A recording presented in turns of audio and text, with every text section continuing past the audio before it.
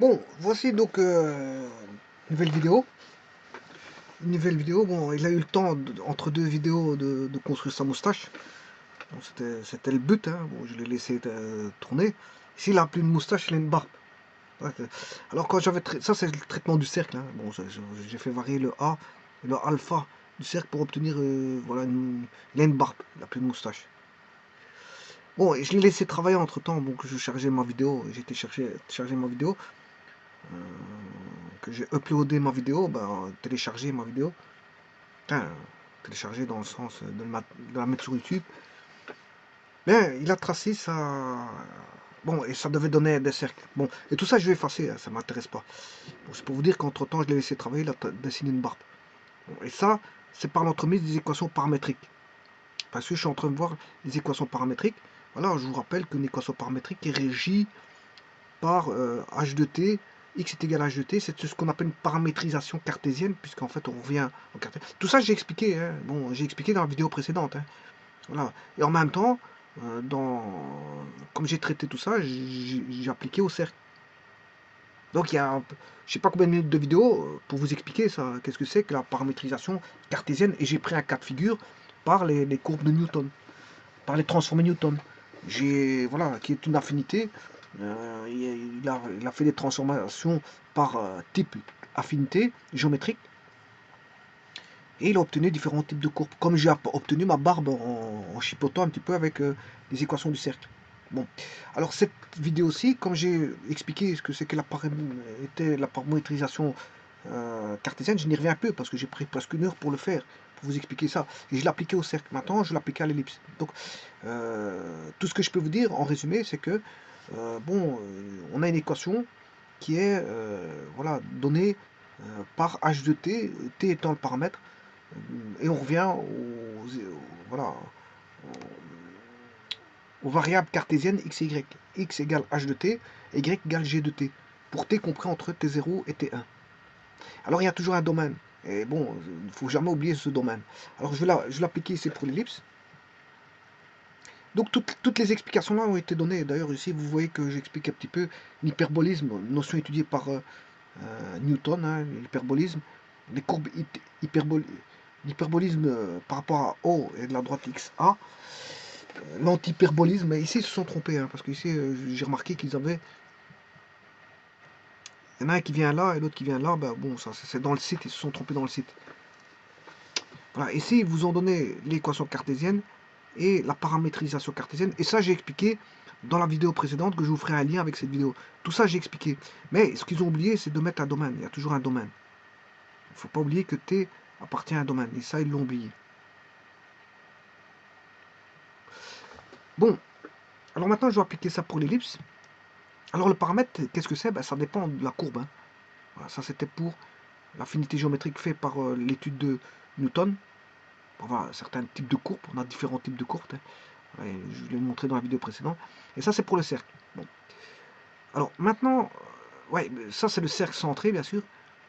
Il y a le cercle centré. Voilà. Alors là vous remarquez que c'est le cercle décentré. Bon, je ne sais pas écrire avec. J'ai marqué cercle.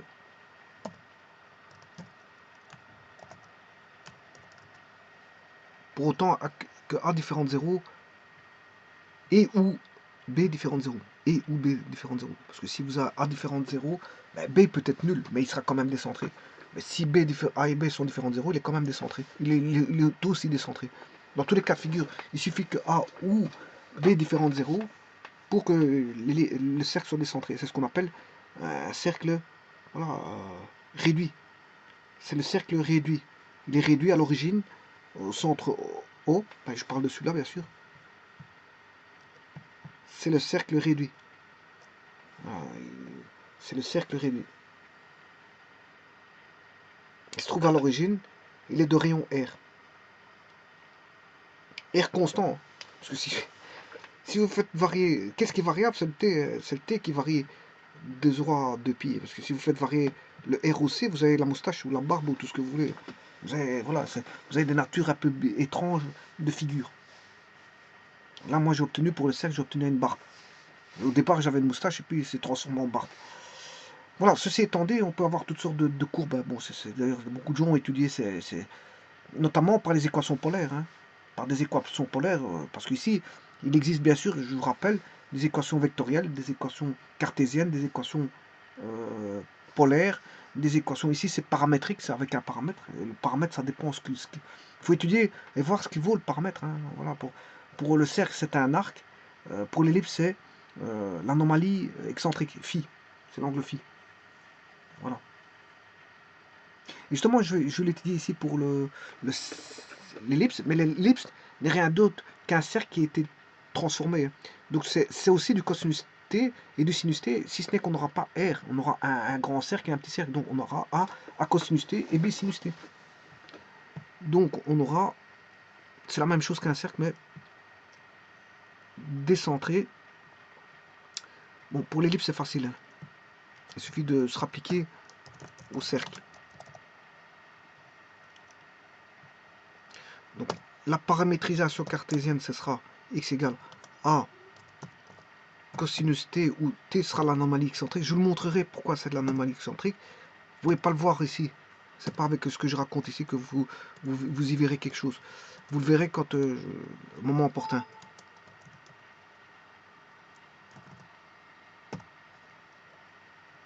Alors là, bien sûr, il est centré. Parce que si vous voulez, là c'est la parabole réduite, centrée. Si vous voulez le décentrer, de nouveau, vous faites, ouais, bon, là je vais faire K1 plus A cos t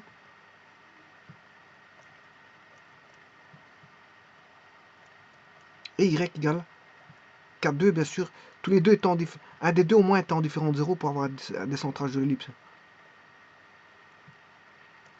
B sin t. Vous voyez que je vais rechercher ce qui appartient au cercle et je modifie parce que l'ellipse est constituée de cercles, c'est un allongement de cercle en fait. Si vous voulez étudier l'ellipse, vous étudiez le cercle d'abord et puis l'ellipse est un cas particulier, enfin c'est un cas de cercle qu'on a étiré. C'est un cercle dégénéré, on a étiré voilà, le cercle, on l'a dégénéré pour obtenir quelque chose déformé. C'est un cercle déformé. Et bien sûr, n'oubliez pas votre domaine, parce que j'ai dit qu'il y a toujours un domaine à ça. C'est de 0 à 2pi. Là maintenant, je vais retourner sur GeoGebra. Bien sûr, il m'a construit une belle barbe. Plus je le laisse continuer, plus il dessine sa barbe. Voilà, plus je le laisse continuer. Bon, ça m'intéresse pas que de voir son dessin de barbe. Là, donc je vais arrêter tout ça et je vais effacer. Hein.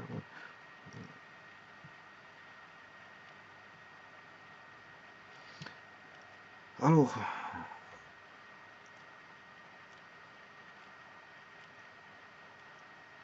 l'amusement, c'est pour après. Bon, d'abord, je vous montre les choses sérieuses et puis après, si vous voulez faire voilà, des petits amusements au niveau de, voilà,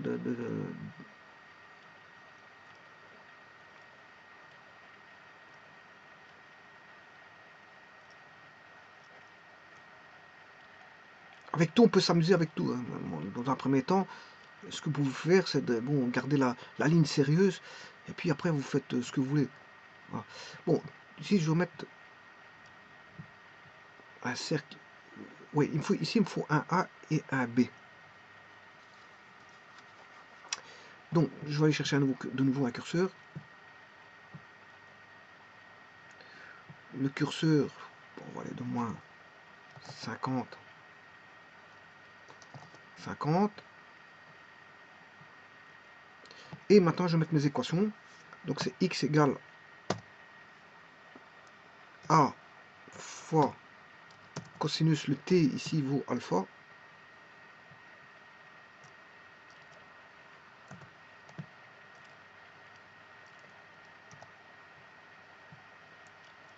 Et y.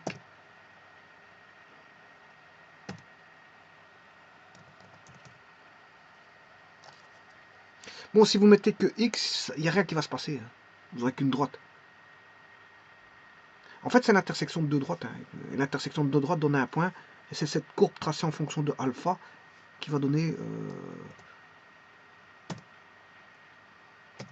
ces deux droites, c'est l'équation de deux droites si vous voulez. C'est l'équation de deux droites où l'intersection va dessiner en fonction d'alpha une courbe.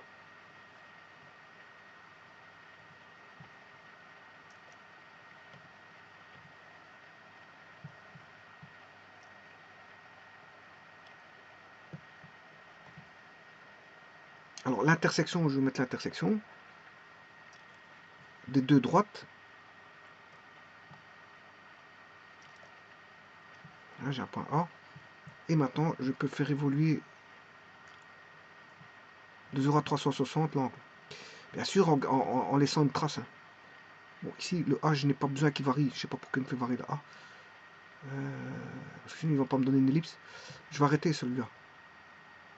Je ne sais pas combien j'ai pris. Voilà. Et maintenant, je vais arrêter tout d'abord celui-là. Bien sûr, laisser une trace. Sinon, on verra pas ce qui se passe.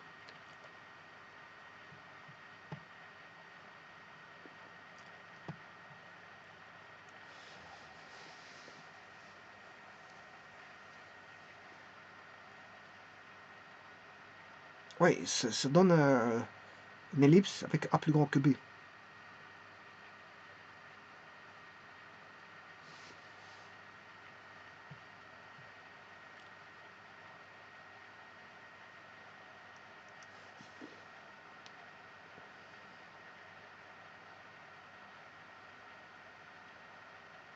Enfin, B plus grand qu'A, c'était B plus grand qu'A. Je vais changer ici, je vais mettre 30.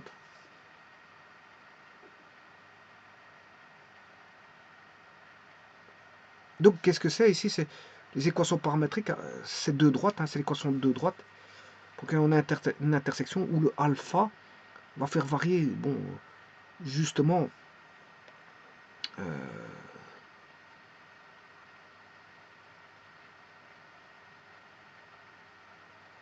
alors l'angle alpha, je vais le mettre, hein, comme ça vous allez le voir. Je vais le laisser remonter. Je vais arrêter. Voilà. Et l'alpha, vous aurez compris que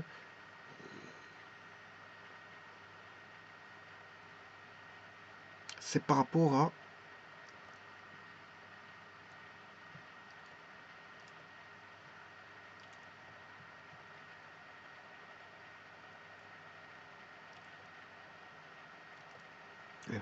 c'est en intersection entre ça. Voilà. Alors là-dessus, je vais chercher l'intersection qui est l'origine. Voilà. Chercher un angle.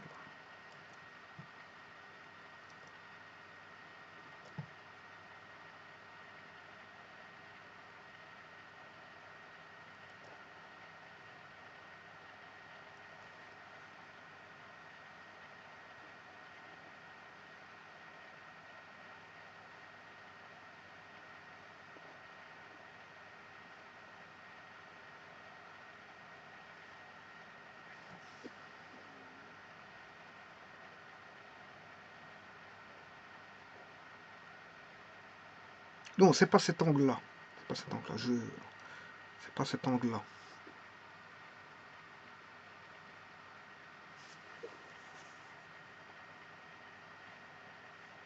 Parce que ça va être l'anomalie excentrique. Hein. Donc c'est pas cet angle-là.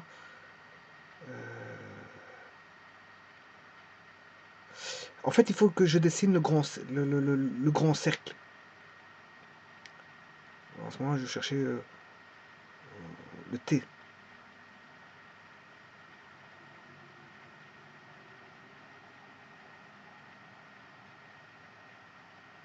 Enfin bref.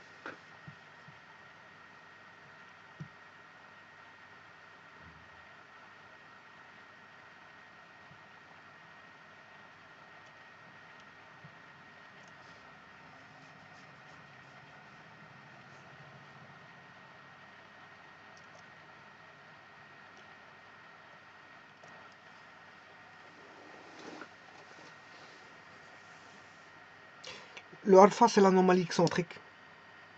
Dans ce cas-ci. De toute façon, je le verrai, ça c'est pas un problème. Je le verrai dans une vidéo. Je vous expliquerai pourquoi c'est l'anomalie excentrique.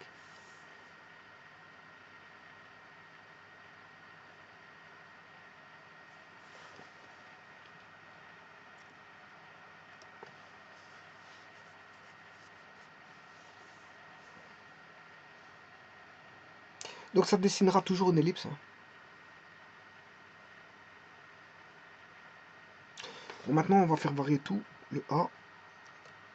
Là on va s'amuser un petit peu, on va regarder qu'est-ce que ça donne quand on fait varier le A.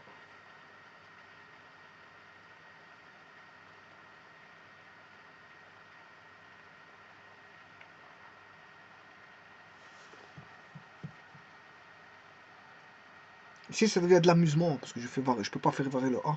J'ai fait varier le A et le alpha en même temps.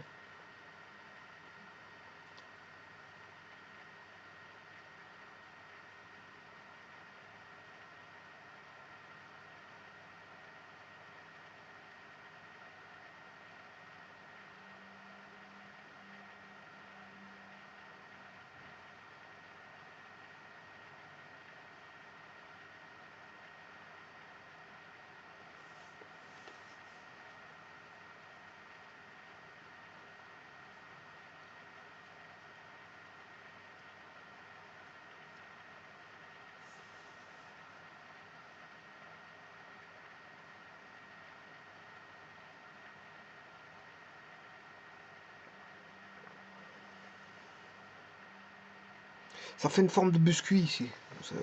Ouais, un biscuit.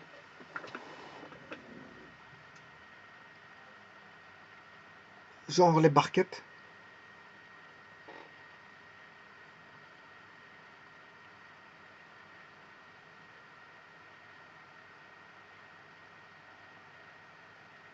Bon, maintenant je vais faire varier le A et B en même temps. Regardez ce que ça donne.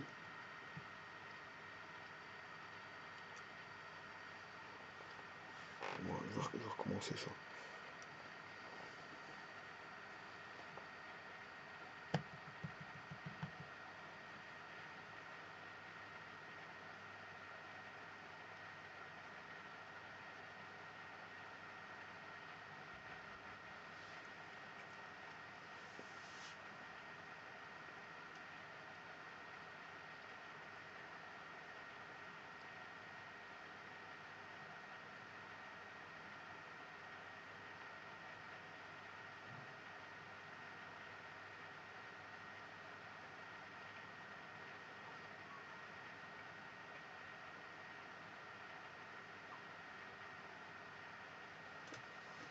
Bon, je vous rappelle que ça c'est de l'amusement.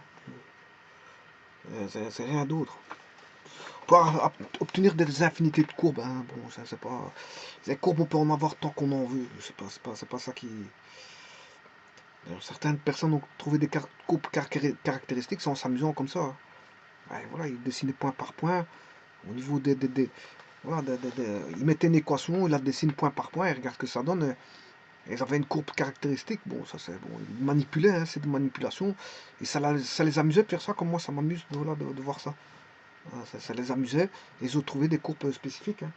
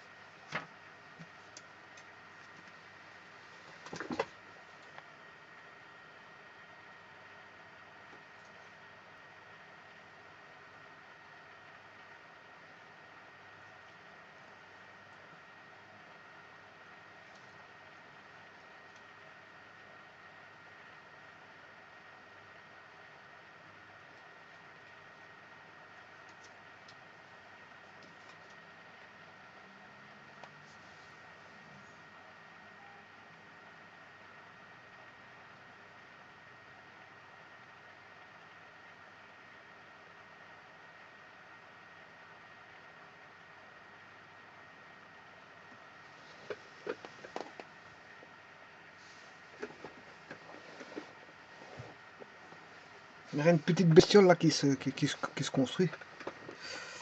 Voilà.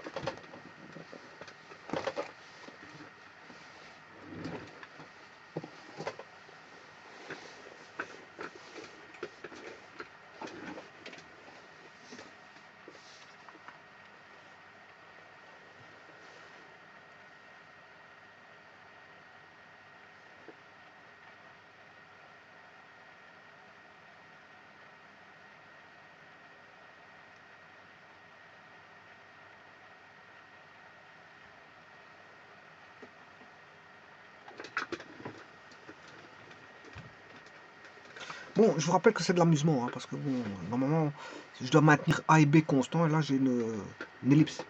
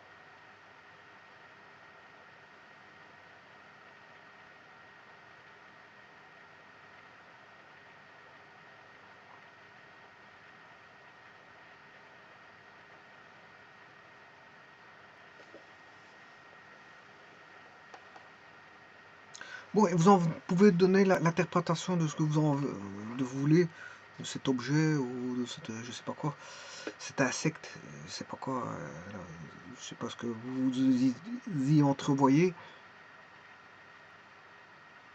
Il va finir par se refermer, voilà, enfin, du moins le milieu va finir par se refermer.